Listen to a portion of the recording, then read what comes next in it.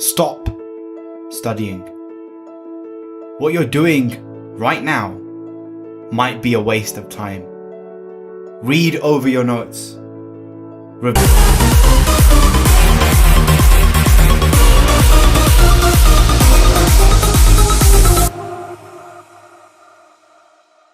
Have been drilled into you for years, but the science is very clear. Certain study techniques are more beneficial than others.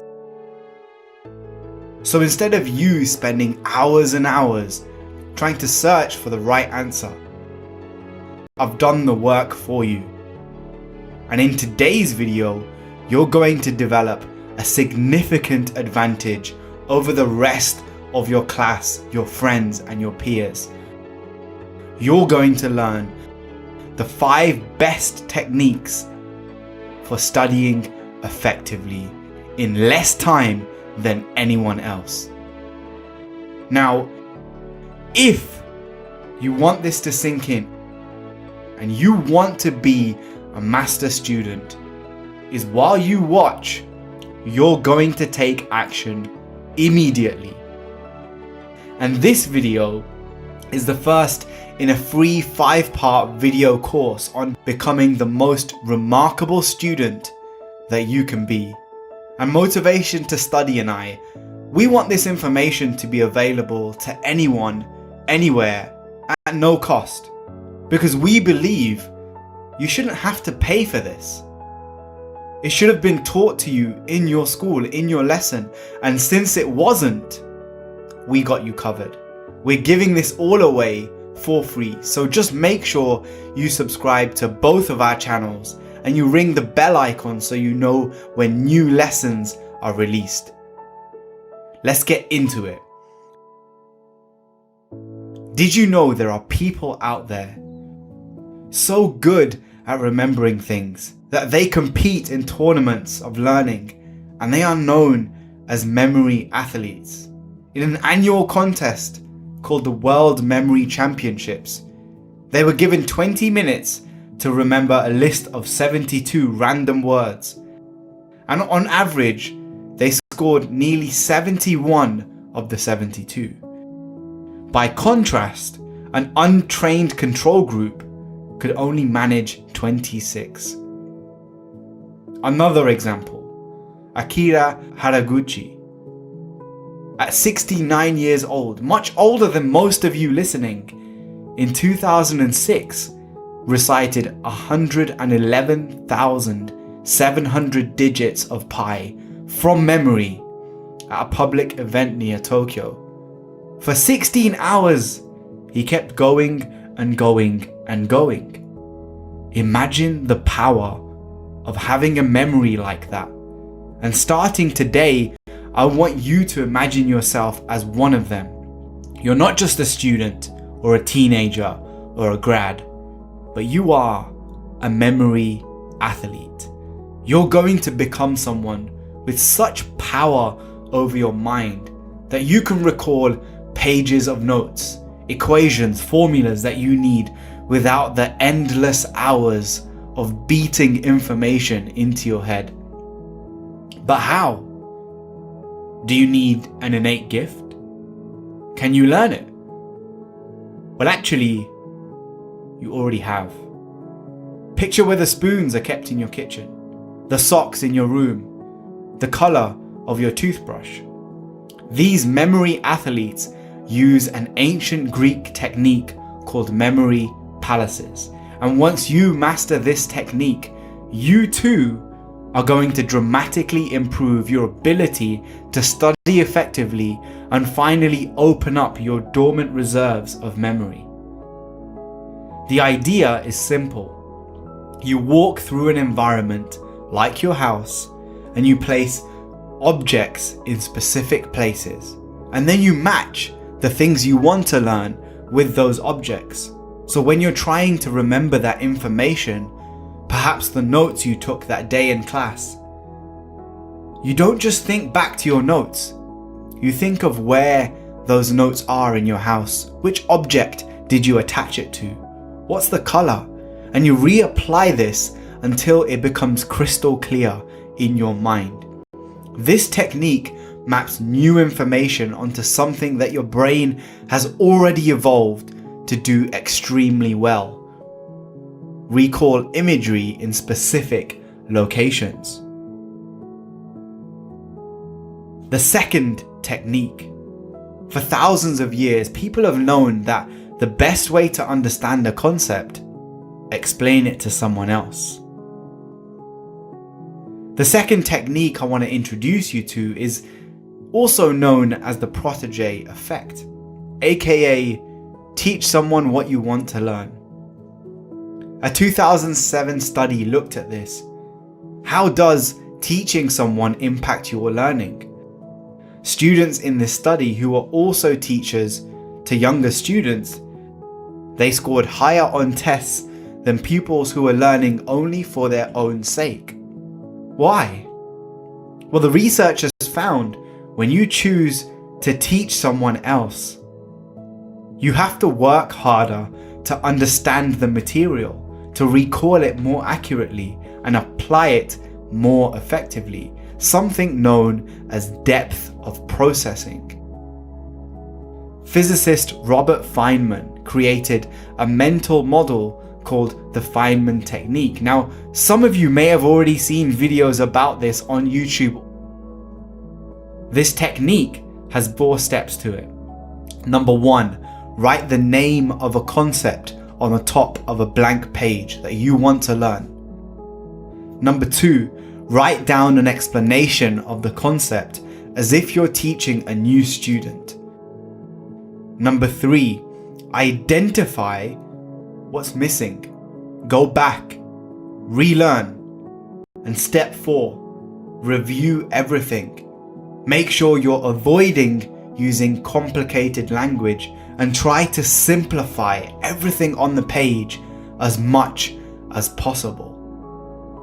Now, this technique, it forces you to deconstruct and then reconstruct ideas. To use this method and learn how to study effectively, identify first what do you want to learn, and then try to imagine you're explaining it to a 5-year-old. Number 3, master students are committed to effective study strategies, but shipwrecked students are committed to ineffective study strategies. If I asked you right now, is reading again and again a good way to learn? Is highlighting a good way to learn? Is using keyword mnemonics? Well, all of these, they're scientifically proven to be relatively low in effectiveness for long-term learning. At the other end of the scale, things like practice tests, spreading out your learning, they are scientifically proven to boost your performance. Let's take a look. In 2005, a guy called Reagan A.R. Gurung assessed 229 students using 11 different techniques of studying. He then matched their techniques with their final exam scores. And many, but not all, of the techniques they used, they did achieve better exam scores. For example, the number of hours they put in, it did help. But things like starting studying early, or reading material before and after class, that didn't seem to be effective. Reagan also found detriments to studying, and one of them was listening to music. So what did he find that does work? Well, Reagan actually found a technique that strongly predicted your exam score. And that was the number of times a student did practice tests. This one thing, above all others, had a significant impact on how well they did on their final exam. He even found that rewriting notes, reviewing highlighted material, it didn't really impact the final exam score that much. So like I said, master students are committed to effective study strategies, But shipwrecked students are committed to ineffective study strategies. And if you want to know which type of student you are, click on the link in the description and take the quiz to find out if you're a master, a dabbler, or a shipwreck castaway when it comes to your study. Not all hustle is created equal. Have you ever heard of number 4, the Zeigarnik effect?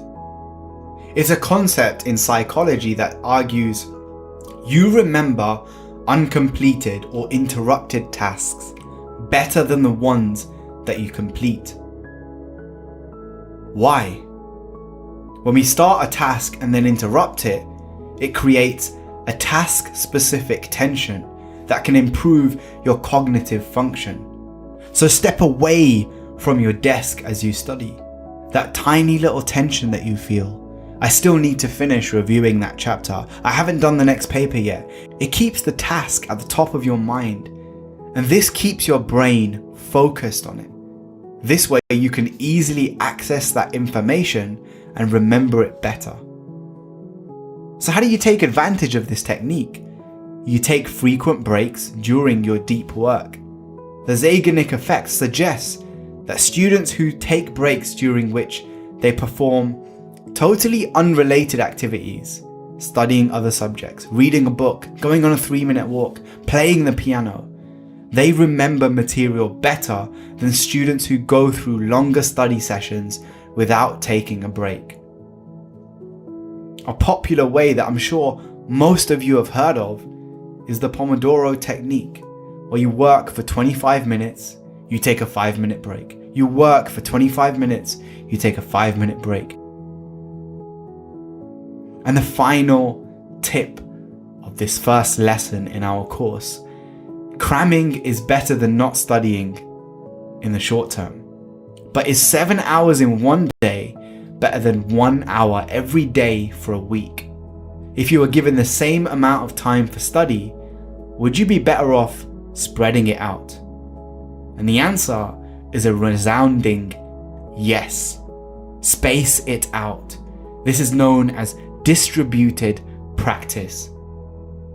Distributing learning over time, either in a single study session or across study sessions, it benefits long-term retention more than massive cramming and learning back to back.